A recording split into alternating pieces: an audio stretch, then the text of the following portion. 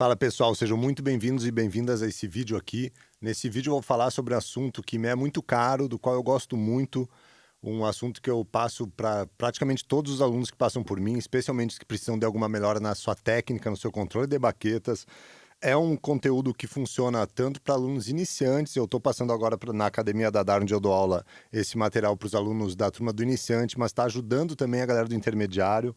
Muitas vezes eu recebo alunos aqui no meu estúdio ou para minhas aulas online, já avançados, que tocam em bandas grandes, que estão em turnê por aí, que tocam jazz, improvisam, fazem já estariam num nível de conhecimento e de evolução no instrumento mais avançados, mas muitas vezes eu acabo voltando para esse material aqui para limpar o som das baquetas e o controle técnico, o controle das dinâmicas. Também uma maneira da gente conseguir acelerar, tocar mais rápido, com mais expressão, controlando e diferenciando bem o tipo de dinâmica, o tipo de sonoridade que a gente quer tirar do instrumento. Então vamos lá, a gente vai falar dos 4 movimentos que são a base do controle de baquetas. Esse conteúdo vem lá de trás de banda marcial, de bandas militares, controle de baquetas, bandas de marcha. Hoje em dia tem uma tradição até hoje nos Estados Unidos daquelas marching bands, que são os caras que são os reis da técnica de controle de baqueta, porque tem que estar tudo muito perfeito, eles tocam em linhas, né? Então as linhas das caixas, por exemplo, tem que tocar sempre exatamente na mesma dinâmica, com os mesmos controles de som, tudo muito preciso, tanto ritmicamente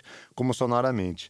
E daí tem livros que falam sobre isso. Tem livro, pelo que eu lembro, do Gene Krupa, tem um livro lá de trás, talvez seja da década de 40, 50 no máximo, onde ele fala isso. Certamente tem coisas anteriores também.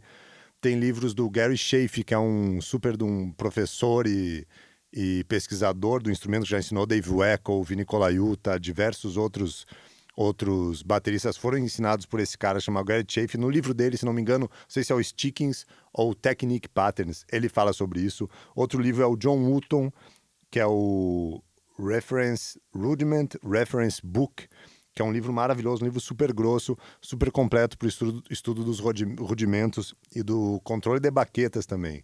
E eu estudei isso, eu sou lá de Santa Maria, do Rio Grande do Sul, estudei com alguns professores lá que já me passaram esses movimentos, porque eles haviam estudado também com Kiko Freitas, que é um cara que desde lá da época, isso 20 e poucos anos atrás, ele já tinha muitos e muitos alunos lá no Rio Grande do Sul, tanto da capital quanto do interior. Então muitos dos meus professores acabaram estudando com o Kiko ou fizeram alguns cursos com ele, coisas mais curtas, me passaram um pouco disso. Depois eu estudei um ano com o Kiko, deve ter sido lá por 2002, e estudei bastante esse tipo de material com ele, e é um material que eu considero muito importante para essa base do controle de baqueta. Se por acaso tu não conhece esses livros que eu mencionei, pode escrever aí que eu descrevo quais são, a gente pode tentar achar algum link, geralmente na livraria Freenote aqui em São Paulo tem esse material para adquirir. E se por acaso passou batido algum nome aí, eu posso ajudar vocês a entenderem qual é o livro, esses livros específicos que eu estou falando, tá bom? Então vamos ao conteúdo. Conteúdo são esses 4 movimentos ou 5 movimentos, depende muito de quem é o autor que está falando deles. Geralmente tem esse quinto também, que seria o buzz. O buzz é esse aqui, ó.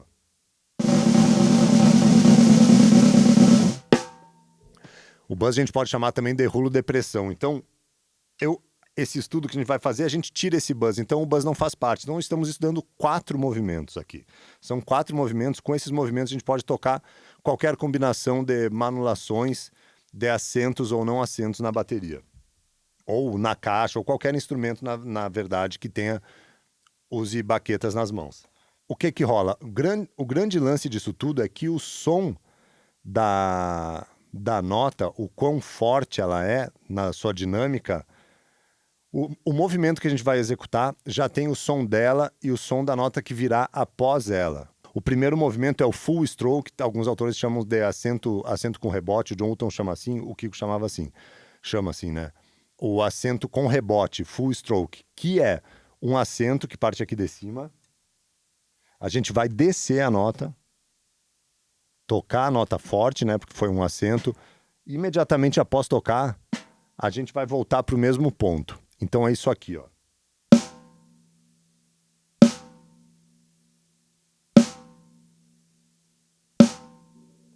O que não é para fazer? Não é para preparar a nota, não é para subir e descer. É só para baixo. Eu tô partindo daqui e voltando para cá, ó. Não tem isso. Não tem isso, é só aqui. Mesma coisa com a esquerda, full stroke.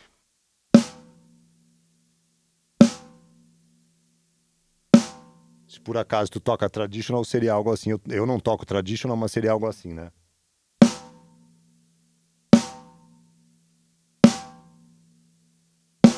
O importante a partida é um ponto e voltar para o mesmo ponto. E esse ponto alto, forte, pode ser tanto 90 graus aqui esse ângulo, como pode ser um acento em uma dinâmica mesoforte, digamos, seria uns 45 graus aqui mais ou menos.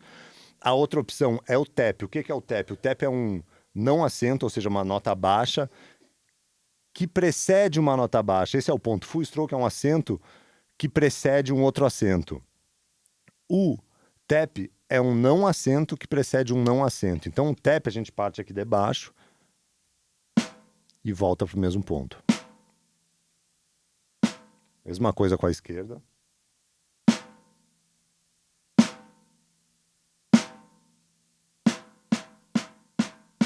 Então não tem isso, a gente não prepara para depois descer. É só para baixo. A velocidade da descida e da subida é a mesma aqui de cima. E a gente está controlando a variação da dinâmica de acordo com a distância da ponta da baqueta para a pele. Então esse aqui é o grande lance. Vai ter sempre a mesma qualidade de som, os toques. Tanto o full quanto o tap tem o mesmo ataque, porém uma é bem mais forte, o som é mais alto, tem mais volume, porque a gente está partindo de uma distância maior, mas a velocidade é a mesma, é o mesmo espasminho muscular, assim, mesmo a empurrada que a gente deve dar na descida e no retorno. Então esses são os dois que precedem o mesmo som da que a gente tocou. Agora tem outro que é o downstroke, que é um acento que precede um não acento, que é esse aqui. Ou seja, a gente parte aqui de cima, desce e segura a baqueta lá embaixo. Esse é um dos mais importantes. Para a gente tocar limpo depois, essa capacidade de segurar lá embaixo é muito importante. Para não fazer isso aqui. Sabe? Não deixar a baqueta voltar muito, porque se a gente quiser tocar notas assim, ó, a gente tem que já manter logo para a próxima nota, já estar preparado lá embaixo. Ao invés de... A gente não tem tempo de, depois que subiu, voltar. Isso, a gente perde mais tempo para fazer isso, ou seja, o timing fica estranho, nos dificulta acelerar, e a precisão da sonoridade mesmo, que é a grande questão aqui. Então a gente fez o downstroke agora, e o outro seria o upstroke, que é um não acento que precede um acento. Certo? Então eu vou fazer agora um downstroke e um upstroke consecutivos, ou seja, um acento e um não acento.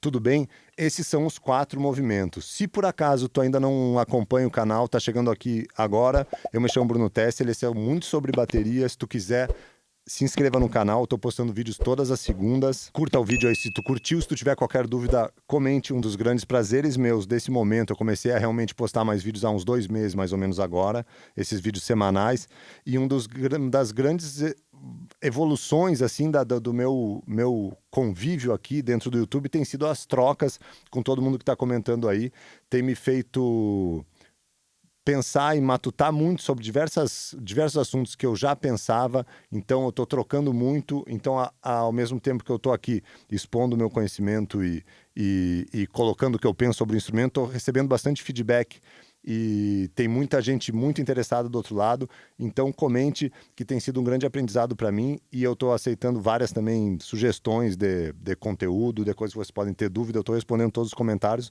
então comente aí e vamos seguir com a aula. É isso aqui, agora a gente vai começar a fazer os exercícios mesmo. O primeiro exercício serão diversos full stroke consecutivos, que é isso aqui, ó. Então vão ser, a gente pode pensar em mínimas, se o andamento fosse 1, 2, o lance é ser bem lento aqui, a gente não quer estudar rápido, é realmente isolar o movimento. Então seria 1, 2, 3, 4.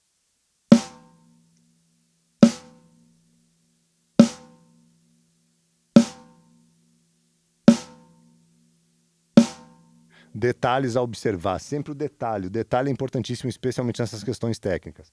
Não venha muito daqui de cima, para quando você for tocar, a mão passar desse ponto aqui, chegar nesse bico de pato aqui, né? Não precisa estar para baixo aqui.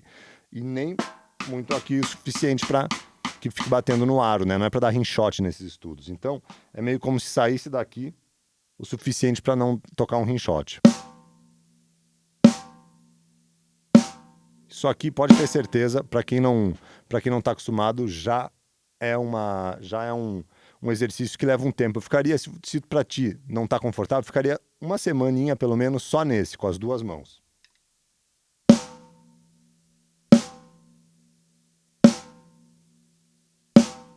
Certo? Outro exercício, taps consecutivos.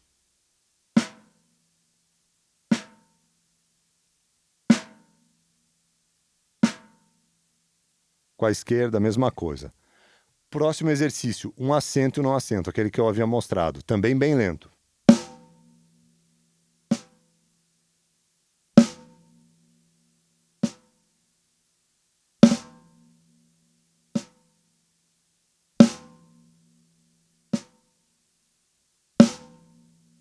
Com a esquerda, a mesma coisa.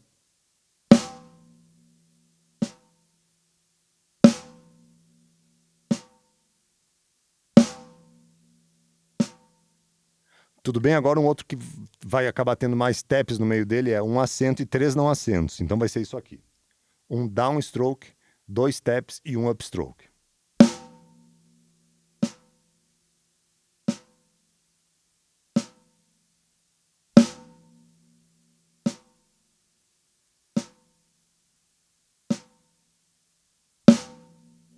Tudo bem?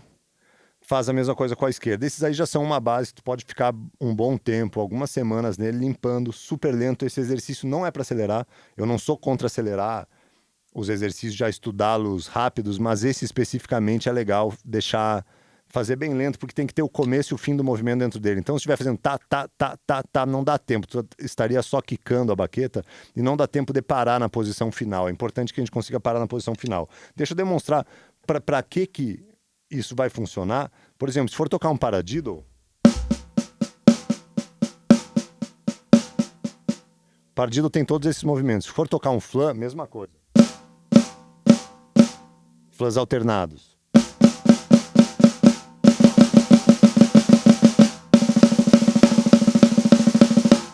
O que acontece? A gente começa a acelerar, a tendência é perder esse controle e começar a ficar muito embolado o som, de não diferenciar o que é acento do que não é acento.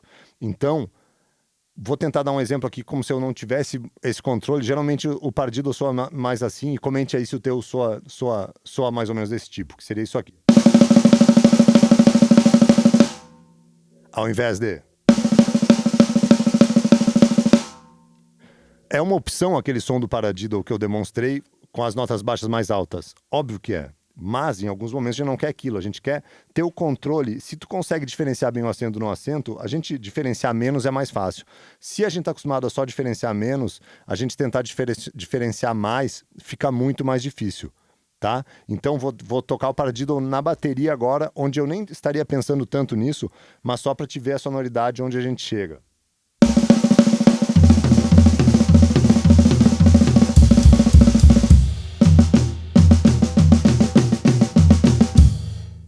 Ao invés de o paradiddle.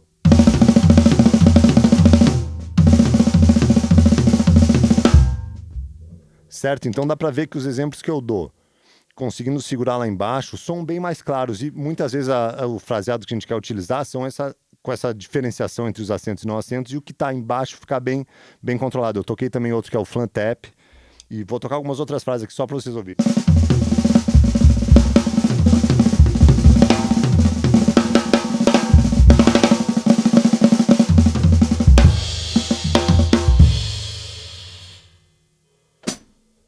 Então, o que dá... Tem esse tipo de frase, onde a gente quer realmente ficar sempre essa sujeirinha por baixo, essa sujeira, por mais que pareça o contrário, ela tem que soar limpa por baixo, para ela ficar essa sujeira sem embolar com todo o resto. Certo? Estuda então bem lentamente cada um deles. Comentem aí se vocês quiserem que eu avance nesse conteúdo. Eu posso mostrar como estudar dentro dos rudimentos, porque esse primeiro momento é estudar cada uma mão isolada. Depois a gente começa a aplicar nos rudimentos, dá para estudar todos os rudimentos onde tem acento e não acento com esse tipo de material. E eu acho extremamente válido como base para depois a gente colocar Moller, colocar outros movimentos que possam nos ajudar a acelerar ainda mais, tocar mais relaxado, certo? Então comente aí se tu acha válido que eu avance e demonstre também aplicando os rudimentos. Para quem tiver interesse, eu tenho alguns poucos horários para aulas online, especialmente quinzenais, um ou outro semanal, mas especialmente quinzenais ainda estão rolando. Então, se tiver interesse, pode escrever aí também, mandar alguma mensagem. Se quiser a partitura do que eu demonstrei aqui, pode escrever também. E qualquer coisa, estou aqui trocando ideia para a gente conversar sobre bateria, que é uma grande paixão minha, tá bom? Então, bons estudos aí, vamos em frente.